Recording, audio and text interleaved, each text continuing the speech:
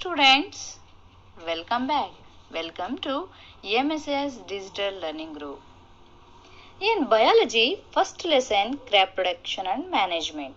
This is the continuation video. Dear students, in the last class we have discussed about the basic practices of crop production. In that there were 7 points and we have discussed about first point, that is preparation of soil. Now let us study the remaining points.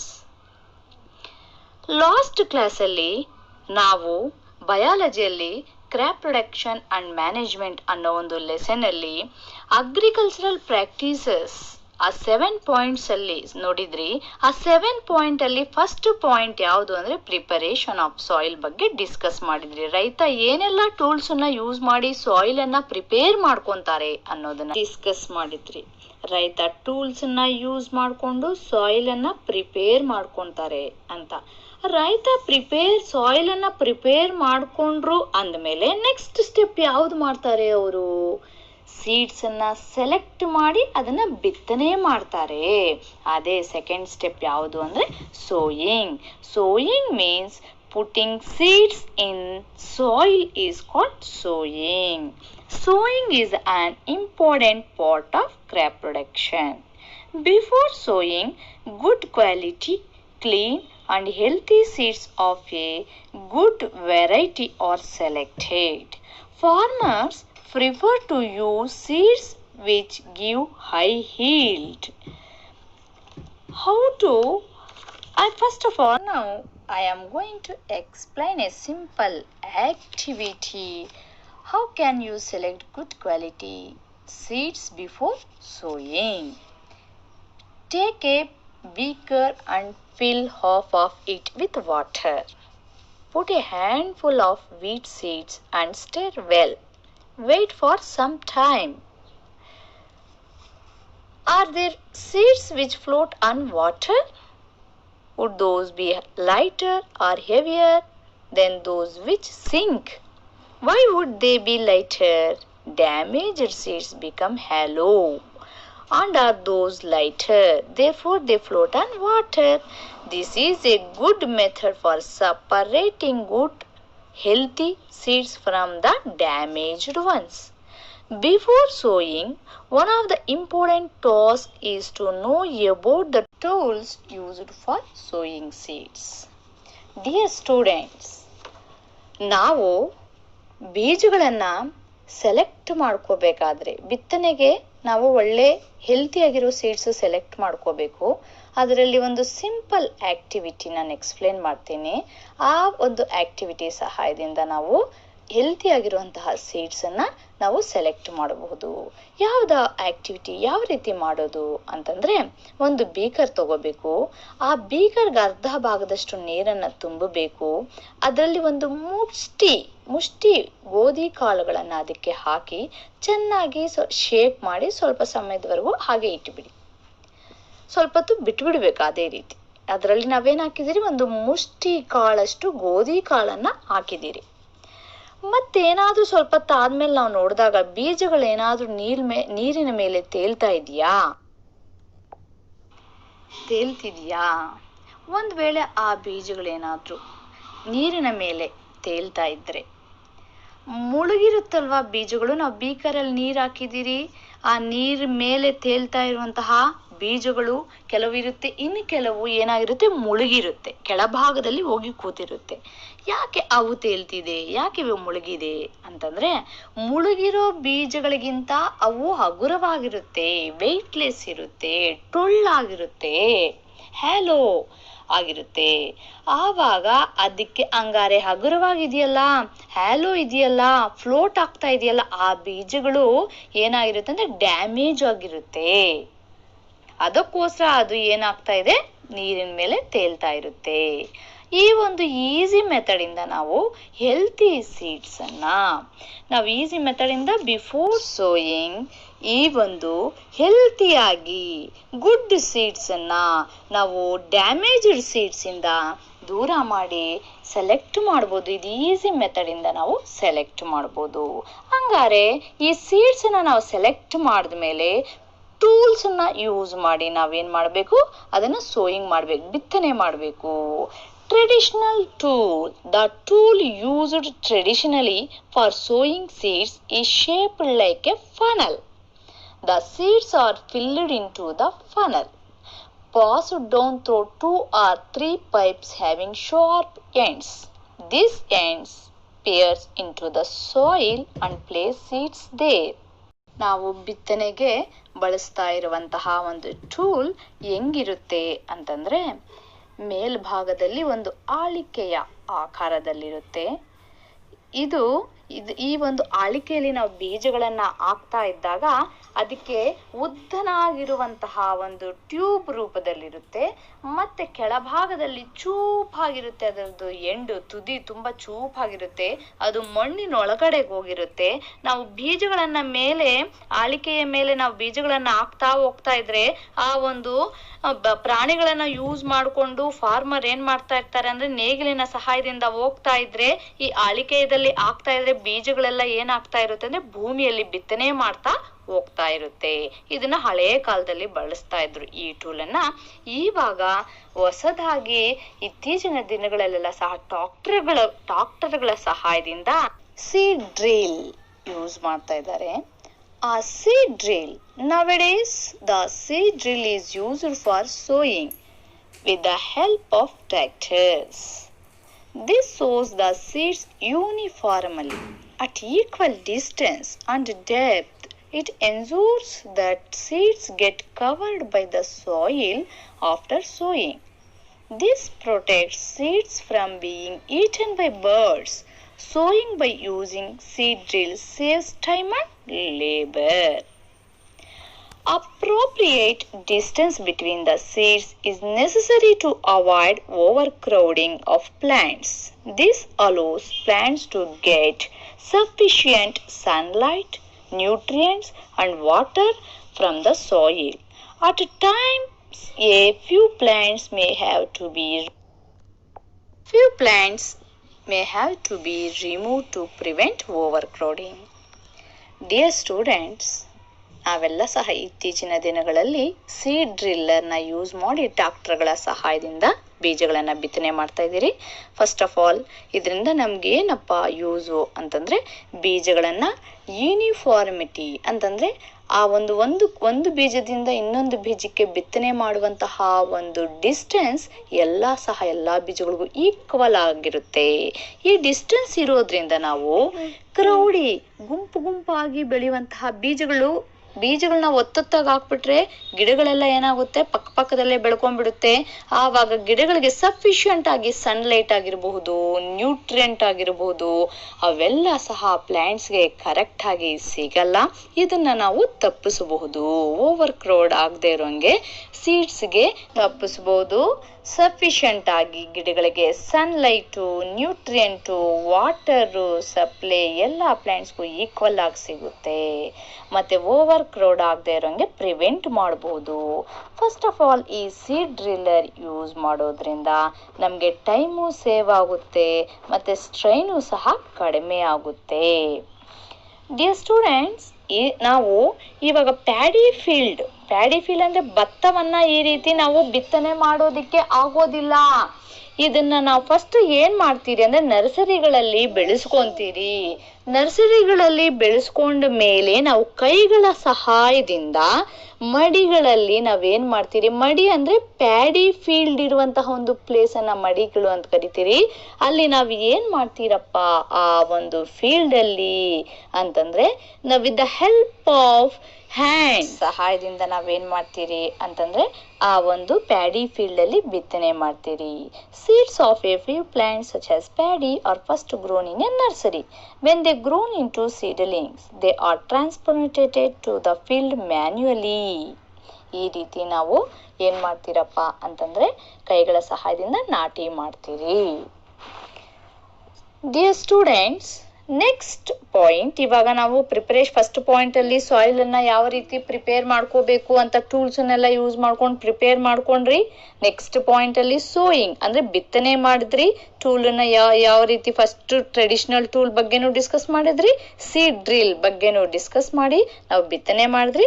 Next third point, ಇವಾಗ ಅದಕ್ಕೆ ಬೇಕಾಗಿರುವಂತಹ ಬಿತ್ತನೆ ಆದ್ಮೇಲೆ sowing ಆದ್ಮೇಲೆ ಅದಕ್ಕೆ third point ಯಾವುದು ಅಂದ್ರೆ adding manure and fertilizer. Next point, ಈ ಅಗ್ರಿಕಲ್ಚರಲ್ ಪ್ರಾಕ್ಟೀಸಸ್ ಅಲ್ಲಿ third point adding manure and fertilisers.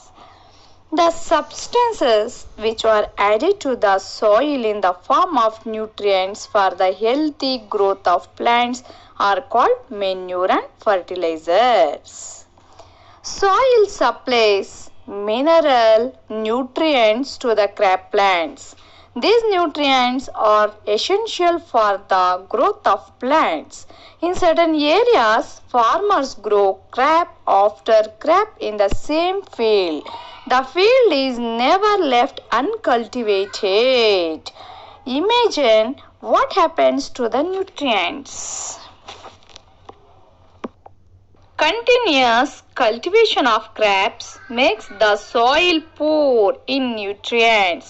Therefore, farmers have to add manure to the fields to replenish the soil with nutrients. This process is called manuring. Improper or insufficient manuring results in weak plants. Manure is an organic substance obtained from the decomposition of plants or animal wastes. Farmers dump plants and animals' waste in pits at open places and allow it to decompose. The decomposition is caused by some microorganisms. The decomposed matter is used as organic manure. You have already learned about vermicomposting in previous classes. Dear students, ನಮ್ಮ ಒಂದು third step ಯಾವ್ದಪ್ಪ ಅಂದ್ರೆ adding manure and fertilisers. Plants ಹೆಲ್ತಿಯಾಗಿ ಬೆಳಿಬೇಕು ಅಂತಂದ್ರೆ ಅದಕ್ಕೆ nutrients ತುಂಬಾ ಎಸೆನ್ಷಿಯಲು. ಆ ನ್ಯೂಟ್ರಿಯೆಂಟ್ಸ್ ನಮ್ಗೆ ಮಣ್ಣಿಗೆ ನಾವು ಸೇರಿಸ್ತೀರಿ. ಆ ಸೇರಿಸುವಂತಹ ಒಂದು ಸಬ್ಸ್ಟೆನ್ಸ್ನೇ ನಾವೇನಂತ ಕರೆಯೋದು ಅಂದ್ರೆ ಮೆನ್ಯೂರ್ ಅಂಡ್ ಫರ್ಟಿಲೈಸರ್ಸ್. ನಮ್ಗೆ ಈ ಒಂದು ನಮ್ಮ ಪ್ಲಾಂಟ್ಸ್ಗೆ ಈ ಮಣ್ಣು ಮಿನರಲ್ಸ್ ಅನ್ನ ಸಪ್ಲೈ ಮಾಡುತ್ತೆ.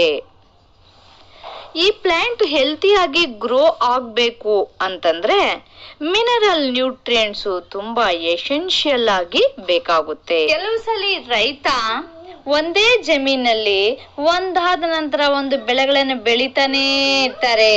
ಜಮೀನು ಉಳುಮೆ ಮಾಡದೆ ಖಾಲಿ ಅಥವಾ ಬಿಟ್ಬಿಡೋದು ಅಂತಾರಲ್ವಾ, ಆತರ ಬಿಡೋದೇ ಇಲ್ಲ. ಆವಾಗ ಹಂಗಾರೆ ಮಿನರಲ್ ನ್ಯೂಟ್ರಿಯೆಂಟ್ಸ್ ಏನಾಗಬಹುದು, ಕಂಟಿನ್ಯೂ ಆಗಿ ಯೂಸ್ ಆಗಿ ಆಗಿ ಆಗಿ ಆಗಿ ಅದು ಏನಾಗುತ್ತೆ ಅಂತಂದ್ರೆ ಡಿಫಿಷಿಯನ್ಸಿ. ಮಣ್ಣಲ್ಲಿ ನ್ಯೂಟ್ರಿಯೆಂಟ್ಸ್ ಡಿಫಿಷಿಯನ್ಸಿ ಆಗುತ್ತೆ. ಆ ಮಣ್ಣಿಗೆ ನಾವು ಮತ್ತೆ ನಾವು ಏನ್ ಮಾಡ್ಬೇಕಾಗುತ್ತೆ ಅಂದ್ರೆ ನ್ಯೂಟ್ರಿಯೆಂಟ್ಸ್ ಅನ್ನ ಆಡ್ ಮಾಡಬೇಕು. ಫಾರ್ಮರ್ ಕಂಪಲ್ಸರಿಯಾಗಿ ಅವಾಗ ಆಡ್ ಮಾಡಲೇಬೇಕು. ಆ ಭೂಮಿಗೆ ಆಡ್ ಮಾಡೋ ಸಬ್ಸ್ಟೆನ್ಸ್ ನೇ ನಾವು ಕರೆಯೋದೇನಂತ ಅಂತ ಅವಾಗ್ಲೇನೆ ಹೇಳಿದ್ದೆ, ಮೆನ್ಯೂರ್ಸ್ ಮತ್ತೆ ಫರ್ಟಿಲೈಸರ್ಸ್. ಮೆನ್ಯೂರ್ ಅಂತಂದ್ರೆ ಗೊಬ್ಬರ. ಈ ಗೊಬ್ಬರಗಳನ್ನ ಹಾಕಬೇಕು. ಈ ಆಡ್ ಮಾಡೋ ಒಂದು ಪ್ರಕ್ರಿಯೆಗೆ ಅಂದ್ರೆ ಮೆನ್ಯೂರ್ ಅನ್ನ ಆಡ್ ಮಾಡೋದು, ಸಾಯಿಲ್ಗೆ ಆಡ್ ಮಾಡೋದು, ಈ ಪ್ರೋಸೆಸ್ ಅನ್ನೇ ಮೆನ್ಯೂರಿಂಗ್ ಅಂತ ಕರೆಯೋದು. ಎಲ್ಲಿ ಇಂಪ್ರಾಪರ್ ಇನ್ಸಫಿಶಿಯಂಟ್ ಮೆನ್ಯೂರ್ ಇರುತ್ತೋ ಅಲ್ಲಿ ರಿಸಲ್ಟ್ ಏನಿರುತ್ತೆ ಅಂತಂದ್ರೆ ವೀಕ್ ಪ್ಲಾಂಟ್ಸ್ ಇರುತ್ತೆ. ಪ್ಲಾಂಟ್ಸ್ ಸರಿಯಾಗಿ ಬೆಳೆದಿರಲ್ಲ. ಆವಾಗ ನಾವು ಗೊಬ್ಬರವನ್ನ ಆಡ್ ಮಾಡ್ತೀರಿ. ಹಂಗಾರೆ ಗೊಬ್ಬರ ಅಂತಂದ್ರೆ ಏನು ಅಂತಂದ್ರೆ ಪ್ಲಾಂಟ್ಸ್ದು ಮತ್ತೆ ಅನಿಮಲ್ಸು ವೇಸ್ಟ್ ಸಬ್ಸ್ಟೆನ್ಸ್ ಏನಾಗಿರುತ್ತೆ ಅಂದ್ರೆ ಡಿಕಾಂಪೋಸ್ ಆಗಿರುತ್ತೆ. ಪ್ಲಾಂಟ್ ಮತ್ತೆ ಅನಿಮಲ್ ವೇಸ್ಟ್ ಡಿಕಾಂಪೋಸ್ ಆಗಿರುತ್ತೆ. ಈ ಫಾರ್ಮರ್ ಈ ವೇಸ್ಟೇಜ್ ಅನ್ನೆಲ್ಲ ಸಹ ಒಂದತ್ರ ಡಂಪ್ ಮಾಡ್ತಾರೆ. ಓಪನ್ ಫೀಲ್ಡ್ ಅಲ್ಲಿ ಏನ್ ಮಾಡ್ತಾರೆ ಅಂದ್ರೆ ಡಂಪ್ ಮಾಡ್ತಾರೆ. ಅದನ್ನೇ ನಾವು ಹಳ್ಳಿಗಳಲ್ಲಿ ತಿಪ್ಪೆಗಳು ಅಂತ ಕರಿತೀರಿ. ಅವು ಅಲ್ಲಿ ಡಂಪ್ ಮಾಡಿದ ಮೇಲೆ with the help of micro organism ಸಹಾಯದಿಂದ ಇದನ್ನೇ ನಾವು ಗೊಬ್ಬರಗಳು ಮೆನ್ಯೂರ್ ಅಂತಂದ್ಬಿಟ್ಟು ಕರೆಯೋದು. ಮೈ ಡಿಯರ್ ಸ್ಟೂಡೆಂಟ್ಸ್, ಹಂಗಾರೆ ಫರ್ಟಿಲೈಸರ್ಸ್ ಅಂದ್ರೆ ಏನು ಅಂತಂದ್ರೆ fertilizers are chemicals which are rich in a particular nutrients. How are they different from manure? Fertilizers are produced in factories. Some example of fertilizers are urea, ammonium sulfate, superphosphate, potash, NPK means N means nitrogen, P means phosphorus, K means potassium. The use of fertilizers has helped to farmers to get better yield of crop such as wheat, paddy and maize, but excessive use of fertilizers has made the soil less fertile. Fertilizers have also become a source of water pollution. Therefore, in order to maintain the fertility of the soil, we have to substitute fertilizers with organic manure or leave the field uncultivated in between two crops. The use of manure improves soil texture as well as its water retaining capacity. It replenishes the soil with nutrients. Another method of replenishing the soil with nutrients is through crop rotation.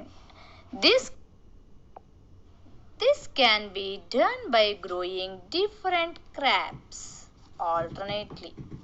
Earlier, farmers in northern India used to grow leguminous as fodder in one section and wheat in the next section. This helped in the replenishment of the soil with nitrogen. Farmers are being encouraged to adapt this practice. In the previous classes, you have learned that rhizobium bacteria, these are present in the nodules of the roots of leguminous plants.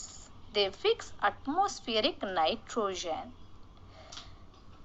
Dear students, ನೀವೆಲ್ಲ ಸಹ ಇಷ್ಟೊತ್ತು ಗೊಬ್ಬರ ಅಂದರೆ ಪ್ರಾಣಿಗಳ ಒಂದು ಸಸ್ಯಗಳ ಒಂದು waste ಅಂತ ತಿಳ್ಕೊಂಡ್ರಿ. ಅದೇ ರೀತಿ ಫರ್ಟಿಲೈಸರ್ಸ್ ಅಂತಂದ್ರೆ ಮ್ಯಾನ್ ಮೇಡ್ ಕೃತಕವಾಗಿ ಆರ್ಟಿಫಿಷಿಯಲ್ ಆಗಿ ನಾವು ಕೆಮಿಕಲ್ಸ್ ಅನ್ನ ಯೂಸ್ ಮಾಡಿಕೊಂಡು ಫ್ಯಾಕ್ಟ್ರೀಸ್ ಅಲ್ಲಿ ಪ್ರಿಪೇರ್ ಮಾಡುವ ಸಬ್ಸ್ಟೆನ್ಸ್ ಅನ್ನೇ ಫರ್ಟಿಲೈಸರ್ಸ್ ಅಂತ ಕರೆಯೋದು. ಆ ಫರ್ಟಿಲೈಸರ್ಸ್ಗೆ example urea, ammonium sulphide, super phosphate, potash, NPK etcetera. ಈ ಫರ್ಟಿಲೈಸರ್ಸ್ ಹೆಲ್ಪಿಂದ ನಮಗೆ ಒಳ್ಳೆ ಒಂದು ಕ್ರಾಪನ್ನು ಬೆಳೆಸಬಹುದು. ಫಾರ್ ಎಕ್ಸಾಂಪಲ್ ಭತ್ತ, ಗೋಧಿ, ಜೋಳ ಇವೆಲ್ಲದಕ್ಕೂ ಸಹ ಈ ಫರ್ಟಿಲೈಸರ್ಸ್ನ ಜಾಸ್ತಿ ಯೂಸ್ ಮಾಡ್ತಾರೆ. ಇದು ಜಾಸ್ತಿ ಯೂಸ್ ಮಾಡೋದ್ರಿಂದ ಸಾಯಿಲು ಸಹ ಪಲ್ಯೂಷನ್ ಆಗುತ್ತೆ. ಈ ವಾಟರ್ ಸಹ ಪಲ್ಯೂಷನ್ ಆಗುತ್ತೆ. ಅದಕ್ಕೋಸ್ಕರ ನಾವು ಈ ಒಂದು ವಾಟರ್ ಸಹ ಪಲ್ಯೂಷನ್ ಆಗ್ತಾ ಇದೆ. ಈ ಒಂದು ಫರ್ಟಿಲೈಸರ್ಸ್ ಎಕ್ಸೆಸ್ ಯೂಸ್ ಮಾಡೋದ್ರಿಂದ ಮಣ್ಣಲ್ಲಿರುವಂತಹ ಫರ್ಟಿಲಿಟಿನೂ ಕಡಿಮೆ ಆಗೋಗುತ್ತೆ.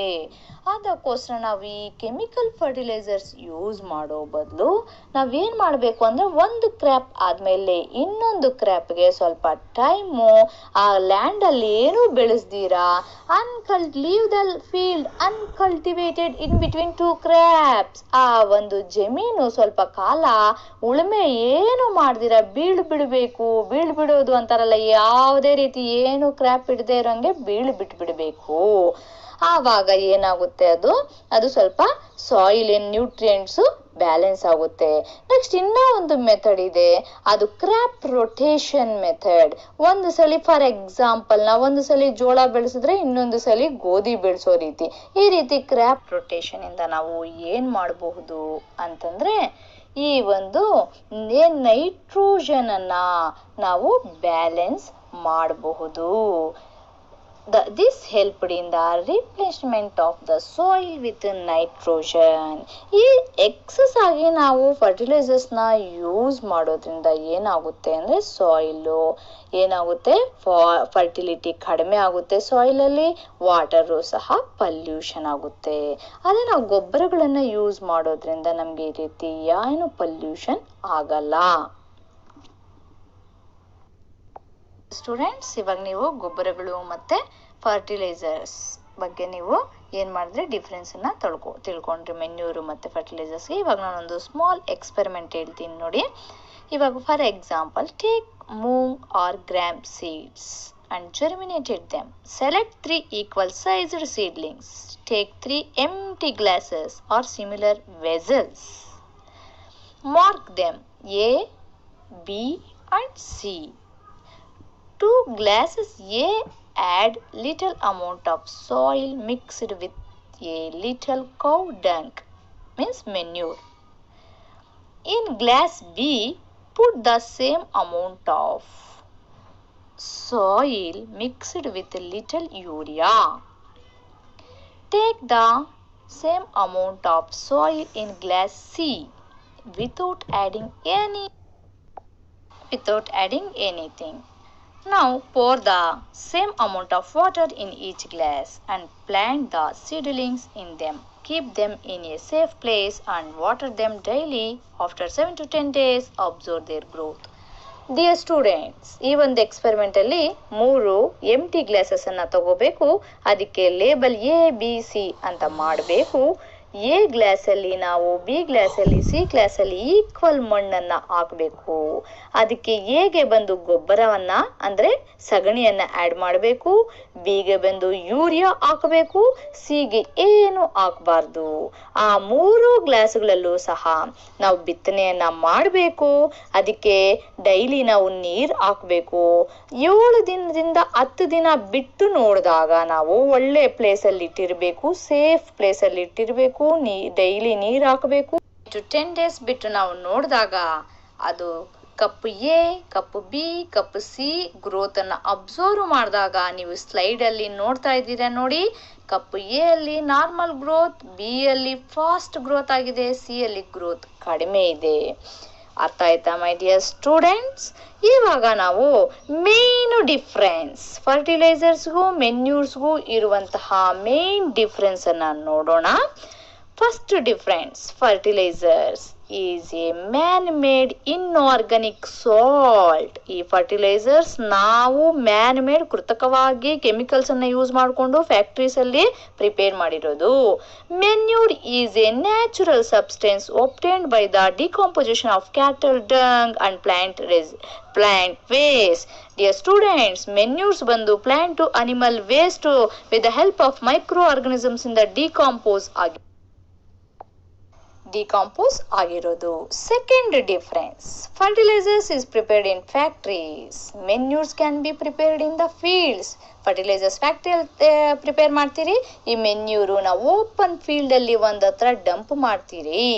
Third difference, fertilizers does not provide any humus to the soil. ಈ ಫರ್ಟಿಲೈಸರ್ಸ್ ಮಣ್ಣಿಗೆ ಯಾವುದೇ ರೀತಿ ಹ್ಯೂಮಸ್ ಮಣ್ಣಿಗೆ ಒದಗಿಸೋದಿಲ್ಲ. ಆದ್ರೆ manure provides lot of humus to the soil. Manure humus ಅನ್ನ ಸಾಯಿಲ್ಗೆ ಪ್ರೊವೈಡ್ ಮಾಡುತ್ತೆ. Fourth difference, fertilizers are very rich in plant nutrients like nitrogen, phosphorus and potassium. ಈ ಫರ್ಟಿಲೈಸರ್ಸ್ ಅಲ್ಲಿ ಈ ನ್ಯೂಟ್ರಿಯೆಂಟ್ಸ್ ನೈಟ್ರೋಜನ್, ಫಾಸ್ಫರಸ್, ಪೊಟ್ಯಾಷಿಯಂ ಜಾಸ್ತಿ ಇರುತ್ತೆ. Manure is relatively less rich in plant nutrients. ಈ ಗೊಬ್ಬರಗಳಲ್ಲಿ ಈ ಒಂದು ನ್ಯೂಟ್ರಿಯೆಂಟ್ಸ್ ಕಡಿಮೆ ಪ್ರಮಾಣದಲ್ಲಿ ಇರುತ್ತೆ. ಡಿಯರ್ ಸ್ಟೂಡೆಂಟ್ಸ್, ಹಂಗ ಡಿಫ್ರೆನ್ಸ್ ಅನ್ನ ನಾವು ಅಬ್ಸರ್ವ್ ಮಾಡಿದಾಗ ನಮ್ಗೆ ಮೆನ್ಯೂರ್ಸೇ ಅಡ್ವಾಂಟೇಜಸ್ ಜಾಸ್ತಿ ಇದೆ ಅಲ್ವಾ ಸ್ಟೂಡೆಂಟ್ಸ್. ಇವಾಗಾದ್ರೆ ಅಡ್ವಾಂಟೇಜಸ್ ಆಫ್ ಮೆನ್ಯೂರ್ ಬಗ್ಗೆ ಡಿಸ್ಕಸ್ ಮಾಡೋಣ. The organic manure is considered better then fertilisers. This is because ಮೆನ್ಯೂರೇ ನಮಗೆ ಫರ್ಟಿಲೈಸರ್ಸ್ಗಿನ್ನ ಬೆಟರ್ ಅಂತ ನಾವು ಹೇಳಿದ್ರಿ. ಯಾಕೆ ಅಂತ ರೀಸನ್ಸ್ ಹೇಳ್ತೀನಿ ಬನ್ನಿ. First point, it enhances the water holding capacity of the soil. Second point, it makes the soil porous due to the which exchange of gases become easy. Third point, it increases the number of friendly microbes. Last point, it improves the texture of the soil. Dear students, ಈ ಒಂದು ಗೊಬ್ಬರಗಳ ಅನುಕೂಲಗಳನ್ನ ನೋಡಿ ಎಷ್ಟು ಚೆನ್ನಾಗಿ ನಮ್ಗೆ ಎಷ್ಟು advantages ಇದೆ ನೋಡಿ ಮೆನ್ಯೂರಿಂದ. ನಮಗೆ ಏನು ಮಾಡುತ್ತೆ ಅದು ಮೆನ್ಯೂರ್ಸು ನಮಗೆ ವಾಟರ್ನ ಹೋಲ್ಡ್ ಮಾಡಿ ಇಟ್ಕೊಳ್ಳುತ್ತೆ, ಮತ್ತೆ ನಮ್ಗೆ ಯಾವುದೇ ರೀತಿ ಪಲ್ಯೂಷನ್ ಆಗಲ್ಲ, ಈ ಸಾಯಿಲನ್ನ ಟೆಕ್ಸ್ಚರನ್ನು ಇಂಪ್ರೂವ್ ಮಾಡುತ್ತೆ. ಇಷ್ಟು ಅನುಕೂಲಗಳು ನಮಗೆ ಗೊಬ್ಬರಗಳಿಂದ ಇದೆ. ಅದೇ ನಮಗೆ ಈ ಫರ್ಟಿಲೈಸರ್ಸು ತುಂಬ ಸಹ ನಮಗೆ ಹಾರ್ಮ್ಫುಲ್ ಆಗಿದೆ. ಈ ಒಂದು ಗೊಬ್ಬರಗಳಲ್ಲಿ ನಮಗೆ ಯೂಸ್ಫುಲ್ ಮೈಕ್ರೋ ಆರ್ಗನಿಸಮ್ಸು ಸಹ ಜಾಸ್ತಿ ಇರುತ್ತೆ. ಡಿಯರ್ ಸ್ಟೂಡೆಂಟ್ಸ್, ಇವತ್ತಿನ ಒಂದು ಕ್ಲಾಸಲ್ಲಿ ನಾವು ಅಗ್ರಿಕಲ್ಚರಲ್ ಪ್ರಾಕ್ಟೀಸಸ್ ಅಲ್ಲಿ ಸೆಕೆಂಡ್ ಸ್ಟೆಪ್ಪು ಥರ್ಡ್ ಸ್ಟೆಪ್ ಬಗ್ಗೆ ಡಿಸ್ಕಸ್ ಮಾಡಿದ್ರಿ. ಅಂದರೆ ಸೋಯಿಂಗ್ ಮತ್ತು ಆ್ಯಡಿಂಗ್ ಮೆನ್ಯೂರ್ಸ್ ಆ್ಯಂಡ್ ಫರ್ಟಿಲೈಸರ್ಸ್. ಇದರಲ್ಲಿ ನಿಮ್ಗೆ ಏನಾದರೂ ಡೌಟ್ ಇದ್ದರೆ ನೀವು ನನಗೆ ಕಾಲ್ ಮಾಡಿ. Thank you for listening. Now I will ask some questions related to today's concept. Can you answer me? First question, what is sowing? Second question, write short note about manures and fertilizers. Third question, write main difference between fertilizers and manure. Last question, write advantages of manure. Thank you.